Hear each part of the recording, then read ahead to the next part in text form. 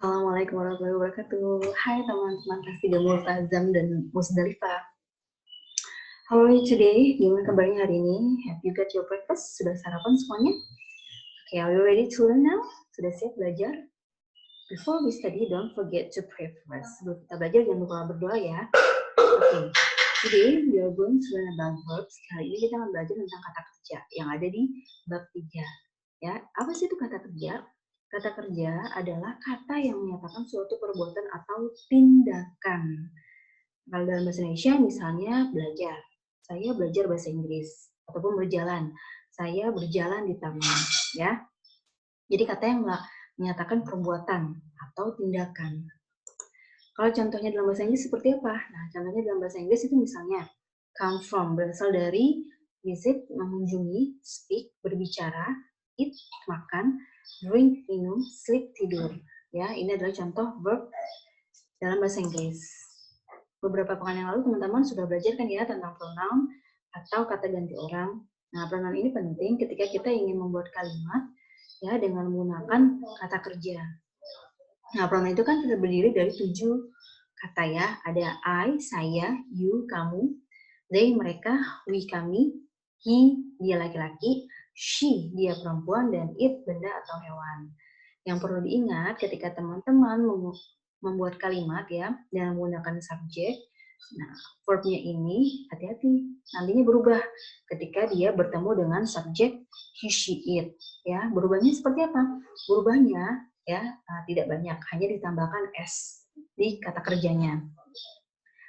Kenapa ditambahkan s? Karena s ini sebagai bantuan untuk kata kerja ya, karena ini dianggapnya she it adalah singular ya. Coba kita lihat contohnya. Nah, contohnya misalnya kayak gimana nih? Misalnya, kalau tadi kan ada kata kerja come from. I come from Jakarta. Saya berasal dari Jakarta. You visit your aunt. Kamu mengunjungi bibi kamu. I speak Javanese. Saya berbicara bahasa Jawa. Nah, ketika subjeknya he, she, it, ya, kata kerjanya ditambahkan s seperti yang sini. Tadi kan it ya teman-teman. Nah, ketika dia bertemu subjek he, harus ditambahkan s. He eats soup. She drinks milk. It, misalnya ini it-nya cat ya, kucing. It sleeps outside. Kucing itu tidur di luar. Ya, jadi kalau subjeknya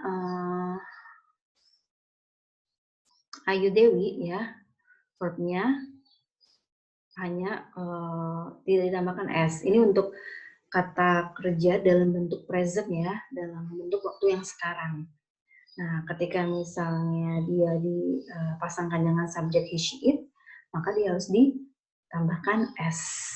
Tuh. Jadi sekarang ulang sekali lagi. Ketika teman-teman ingin membuat kalimat dalam bentuk present ya, dalam bentuk yang sekarang, nah yang harus diingat adalah ketika teman-teman menggunakan subjeknya he, she, it, verbnya harus ditambahkan s. Tapi kalau Ayu Dewi tidak perlu ditambahkan s lagi. Seperti yang teman-teman lihat di sini, ya.